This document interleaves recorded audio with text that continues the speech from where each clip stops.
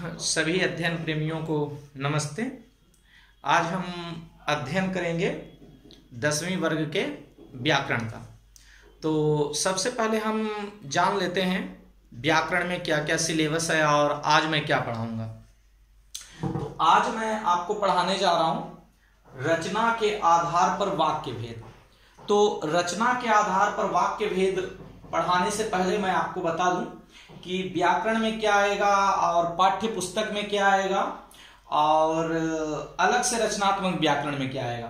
तो सबसे पहले आप जानिए अपठित अपठित गद्यांश दो आते हैं, अपठित गद्यांश और अपठित पद्यांश। तो अपठित जो गद्यांश है, अपठित गद्यांश 8 अंक का होता है और अपठित पद्यांश 7 अंक का होता है। एक दोनों मिलाकर 15 अंक के प्रश्न होते हैं। व्यवहारिक व्याकरण जो है, व्यवहारिक व्याकरण में क्या क्या आता है जिसका हम सामान्यतः व्यवहार में दैनिक जीवन में उपयोग करते हैं। तो व्यवहारिक व्याकरण में आपके 15 अंक के कुल प्रश्न आएंगे, जिसमें से वाक्य भेद रहेगा 3 अंक का, जो आज हम अध्ययन करेंगे रचना का आधार पर वाक्य भेद। पद परिचय आपका रहेगा 4 अंक का, वाच्य भेद आपका रहेगा 4 अंक का और रस आपके रहेंगे 4 अंक के।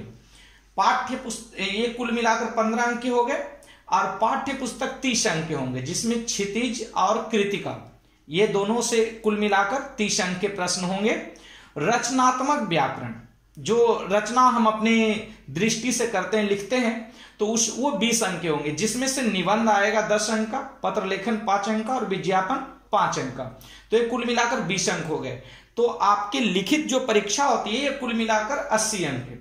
तो 15 15 30 और 30 इधर 60 और इधर 20 80 अंक। तो 80 अंक के कुल आपकी लिखित परीक्षाएं होती हैं। तो उस लिखित परीक्षा के आधार पर जो है आज हम तैयारी करने जा रहे हैं 10वीं के पाठ्य पुस्तक 10वीं के लिए व्यवहारिक व्याकरण का। तो व्यवहारिक व्याकरण का आज हम पहला अंग पढ़ेंगे वाक्य भेद, जो कि ऊपर आपका लिखा हुआ है रचना के आधार पर वाक्य भेद। तो रचना के आधार पर यानी हम वाक्य को किस तरह से बनाते हैं, किस तरह से प्रयोग में लाते हैं। तो इस आधार पर वाक्य के जो है निर्धारित किए गए हैं 3 भेद। 3 भेद कौन कौन से हैं रचना के आधार पर वाक्य के? सरल वाक्य, मिश्र वाक्य और संयुक्त वाक्य।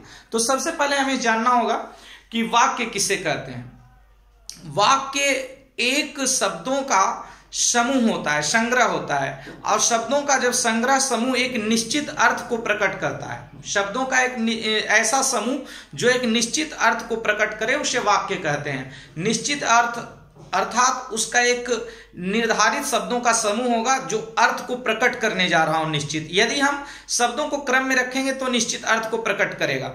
जैसे आप देखिए, शाम होते ही चिड़िया घोंसले में लौट आई, ये एक निश्चित क्रम है। शाम होते ही चिड़िया घोंसले में लौट आई।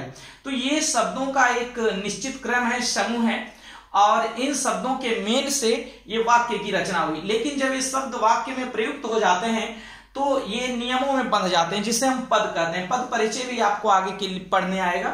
तो जो एक साधारण वाक्य होता है, सबसे छोटा वाक्य होता है, उसमें 2 चीजें बहुत जरूरी होती है, एक उद्देश्य और दूसरा विधेय। उद्देश्य क्या है और विधेय क्या है? उद्देश्य जो क्रिया को करने वाला होता है, जिससे संबंधित क्रियाएं होती हैं। तो जिससे संबंधित क्रियाएं होती हैं वो होता है उद्देश्य, और जो उद्देश्य संबंधित होते हैं, कर्ता जो हो गया उद्देश्य, और जो उद्देश्य संबंधित विधेय। एक छोटा सा जो वाक्य आप इसी को लीजिए, शाम होते ही चिड़िया घोंसले में लौट आई। तो यहां पर चिड़िया करता है, शाम होते ही घोंसले में लौट आई, ये आपका पूरा का पूरा विधेय है। तो उद्देश्य और विधेय। तो आज हम इसी का जो है पाठ करेंगे, वाक्य भेद रचना के आधार पर। तो सबसे पहले यहां पर देखिए, एक सरल वाक्य दिया गया, एक मिश्र वाक्य दिया गया, एक संयुक्त वाक्य, उसी से तीनों का एक ही अर्थ है। सबसे पहले आप सरल वाक्य में देखिए, शाम होते ही चिड़िया घोंसले में लौट आई। शाम होते ही चिड़िया घोंसले में लौट आई, उसी अर्थ को व्यक्त करता हुआ मिश्र वाक्य। जैसे ही शाम हुई वैसे ही चिड़िया घोंसले में लौट आई, और उसी अर्थ को प्रयुक्त करता हुआ संयुक्त वाक्य, शाम हुई और चिड़िया घोंसले में लौट आई। तो इसमें अंतर क्या है? सरल वाक्य, मिश्र वाक्य और संयुक्त वाक्य में अंतर क्या है? तो सरल वाक्य में जो होती है समापिका क्रिया एक होती है। समापिका क्रिया किसे कहेंगे?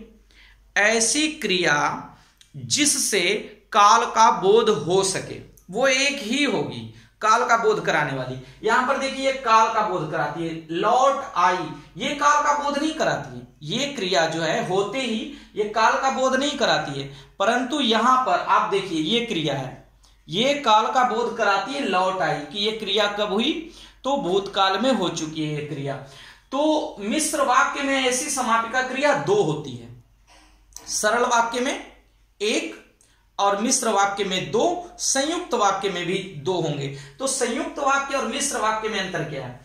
पहले हम देखेंगे कि यहां पर एक समापिका क्रिया और उससे निर्धारित एक वाक्य, तो सरल वाक्य। उसी को आप देखिए, जैसे ही शाम हुई वैसे ही चिड़िया घोंसले में लौट आई। तो यहां पर हुई, इससे भी समापिका क्रिया है, इससे भी काल का निर्धारण हो जाता है, और लौट आई, चिड़िया घोंसले में लौट आई, तो इससे भी क्रिया का निर्धारण, काल का निर्धारण हो सकता है। तो मिश्र क्यों है ये? मिश्र वाक्य में क्या होते हैं, दोनों वाक्य जो है इस तरह से जुड़े होते हैं, दोनों वाक्य इस तरह से निर्धारित होते हैं कि एक इसमें से स्वतंत्र उपवाक्य होता है और एक उस पर आश्रित उपवाक्य होता है। तो दोनों, आप जब एक वाक्य में दोनों वाक्य जब जुड़े हुए हैं तो आप आधा जब बोलेंगे तो प्रश्न उठ जाएगा आगे क्या, क्योंकि ये मिश्र वाक्य। जैसे आपने कहा जैसे ही शाम हुई, तो प्रश्न उठ जाएगा वैसे ही क्या, तो वैसे ही चिड़िया घोंसले में लौट आई। तो यहां पर दोनों वाक्य जैसे ही और वैसे ही से जुड़े हुए, तो इसमें ऐसे शब्दों जुड़े हुए थे, जब तब, जैसे तैसे, जैसे ही वैसे ही, ज्यों त्यों, इन शब्दों से मिश्र वाक्य में जुड़े होते हैं दोनों वाक्य। और संयुक्त वाक्य में क्या है? संयुक्त वाक्य में दो स्वतंत्र वाक्य होते हैं, दोनों स्वतंत्र होते हैं, दो स्वतंत्र उपवाक्य। शाम हुई एक अलग उपवाक्य, आप बोले शाम हुई तो शाम हुई तो हुई, आगे प्रश्न नहीं उठता। चिड़िया घोंसले में लौट आई तो चिड़िया घोंसले में लौट आई तो लौट। यहां पर दो अलग अलग वाक्य, यही अर्थ में, जिस वाक्य सरल वाक्य का जिसमें प्रयोग हुआ उसी अर्थ में यहां पर प्रयोग हमने किया है संयुक्त वाक्य का, उसी अर्थ में मिश्र वाक्य का। तो इसी तरह से बहुत सारे जो वाक्य होते हैं वो समान अर्थ व्यक्त करते हुए प्रयुक्त किए जाते हैं, और ये जब समान अर्थ व्यक्त करते हुए प्रयुक्त किए जाते हैं वाक्य, तो आप देखते हैं कि एक ही वाक्य को परिवर्तित कर दे, इसे कहा जाता है वाक्य रूपांतरण, वाक्य परिवर्तन। तो आप इसको रूपांतरित कर देते हैं दूसरे में, लेकिन सारे वाक्य रूपांतरित नहीं हो सकते। अब बहुत से छोटे वाक्य हैं जिसमें केवल एक ही है, मैं खा रहा हूं, तो इसको आप सरल वाक्य है परंतु इसको मिश्र में आप नहीं बदल सकते, इसको संयुक्त में नहीं बदल सकते। परंतु ऐसे बहुत सारे वाक्य होते हैं जो सरल वाक्य होते हैं, परंतु आप उसे मिश्र में भी बदल सकते हैं, आप उसे संयुक्त में भी बदल सकते हैं। तो उसकी सहायता के लिए आप देखेंगे कि बहुत सारी पुस्तकें बाजार में उपलब्ध है। आप यहां पर इस पुस्तक के द्वारा, जो कि 10वीं वर्ग के लिए और 9वीं वर्ग दोनों के लिए उपयुक्त पुस्तक है, आप इस तरह की सीबीएसई द्वारा निर्धारित पाठ्यक्रम पर आधारित पुस्तक लेकर आप इसको आगे समझ सकते हैं। बहुत सारे इसमें उदाहरण दिए जाते हैं और आपको विश्लेषण करके इसमें बताया जाता है। आप यहां ध्यान रखेंगे कि जब आप पुस्तक लेते हैं तो नए एडिशन का आप पुस्तक लेंगे, जो कि प्रिंटेड एडिशन 2000, यहां देखिए यहां पर 2018 ये प्रिंटेड एडिशन है, तो आप 2018 का 19 का लेंगे जिसमें कि नए कंटेंट हों मौजूद। जैसे आप पुरानी पुस्तक ले लेंगे तो उसमें रस आपका नहीं मौजूद होगा, क्योंकि रस जो है 2 वर्ष से 3 वर्ष पहले ही ये आपके कोर्स में लगाया गया। तो आप नए एडिशन की पुस्तक लेंगे और उससे आपको पढ़ने में आसानी होगी। 9वीं 10वीं दोनों वर्ग के लिए निर्धारित हो जाती है। तो इसमें बहुत सारी चीजें जो आपको पढ़ने के लिए होती है, बहुत सारे इसमें वाक्य दिए जाते हैं, रूपांतरण करके समझाए जाते हैं। एक मैं और वाक्य लेता हूं जिसमें कि रूपांतरित करके मैं आपको बता सकूं। यहां पर रूपांतरित करने के लिए एक वाक्य लीजिए। सरल वाक्य को आप जब रूपांतरण करेंगे तो सरल वाक्य रूपांतरित हो जाएगा मिश्र में भी संयुक्त में भी, परंतु उसमें क्रियाएं दो होनी चाहिए तभी। जैसे इसमें 2 क्रिया थी, एक होना और एक लौटना, तो यहां दोनों क्रियाओं को आधार मानकर हमने मिश्र में भी रूपांतरित किया और संयुक्त में भी रूपांतरित किया। सभी संयुक्त वाक्य सरल बन सकते हैं, सभी संयुक्त वाक्य मिश्र बन सकते हैं, सभी मिश्र वाक्य सरल और संयुक्त में जा सकते हैं, ये आपने देखा मिश्र को आप दोनों में बदल सकते हैं और संयुक्त को भी दोनों में बदल सकते हैं, लेकिन सभी सरल वाक्य मिश्र और संयुक्त में बदले नहीं जा सकते। उसको बदलने के लिए वहां पर आवश्यक है कि वहां पर क्रियाएं इस तरह के हो। जैसे एक सरल वाक्य लीजिए, मोहन ने शादी के लिए कार्ड छपवाए। तो यहां पर ये जो है सरल वाक्य है, तो मोहन ने जो कार्ड छपवाए वो शादी के लिए थे।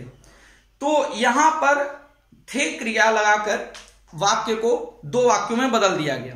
जैसे क्या था, मोहन ने शादी के लिए कार्ड छपवाए, तो मोहन ने जो कार्ड छपवाए वे शादी के लिए थे। इसको आपने मिश्र में बदल दिया।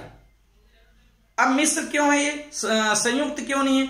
तो मोहन ने जो कार्ड छपवाए वे शादी के लिए, जो और वे यहां पर दोनों एक दूसरे से वाक्य को जोड़ने के लिए प्रयुक्त किए गए हैं। वैसे ही आप जो है यहां पर सरल वाक्यों को संयुक्त वाक्य में बदल सकते हैं। मां बच्चे